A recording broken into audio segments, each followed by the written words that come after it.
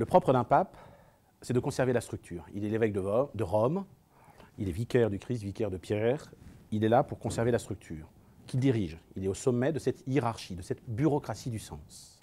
Ce qui est intéressant dans ce cadre-là, c'est de voir comment un pape, ou les papes, dans l'histoire de la papauté, travaillent avec l'Évangile, font état, incarnent, développent, déploient le grand concept de l'Évangile, l'agapé, l'amour.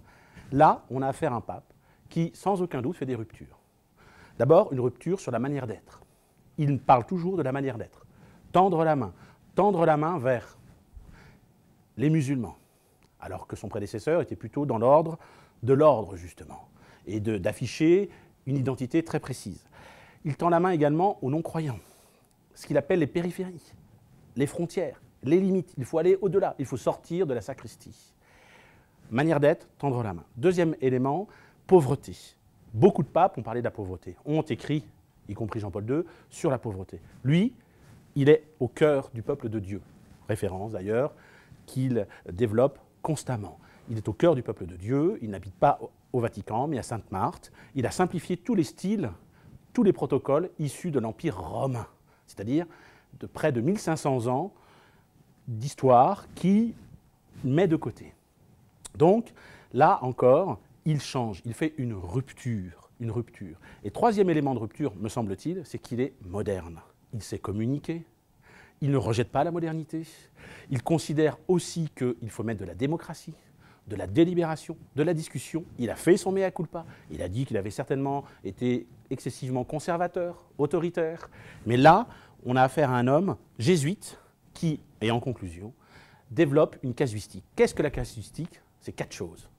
Première chose, c'est des principes. Mais lui, il les met là. Il ne va pas changer les principes, il ne va pas changer la doctrine, il les met de côté. Mais les 3 autres éléments de la casuistique, qui sont aussi des P, qui commencent par P, donc d'un côté, principe. L'autre P, c'est pragmatisme. Il est pragmatique, il regarde le cas par cas, il accorde la priorité à la personne et au cœur des gens. Deuxième P important, c'est bien sûr le proximisme, la proximité des gens. Être au cœur du peuple de Dieu et écouter quand il va à Lampedusa, c'est intéressant. Il fait aussi là une rupture.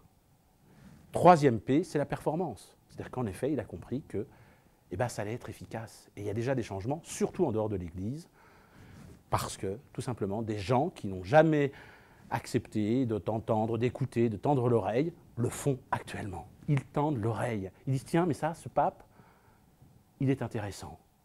Il est intéressant dans ce qu'il dit, il est intéressant dans ce qu'il fait. Voilà, ça, c'est une vraie rupture. Une question quand même fondamentale demeure. Combien de temps va-t-il pouvoir le faire? Combien de temps va-t-il pouvoir dire il faut que chacun conçoit son bien comme il l'entend, conçoit le mal comme il l'entend? C'est du relativisme. Il met de côté le magistère et il accorde la priorité aux personnes. Combien de temps va-t-il pouvoir le faire dans l'Église catholique, sachant qu'il y a une poussée d'Archimède catholique? Plus on va dans un sens, plus il y a une force contraire qui s'exerce. Combien de temps va-t-il pouvoir résister?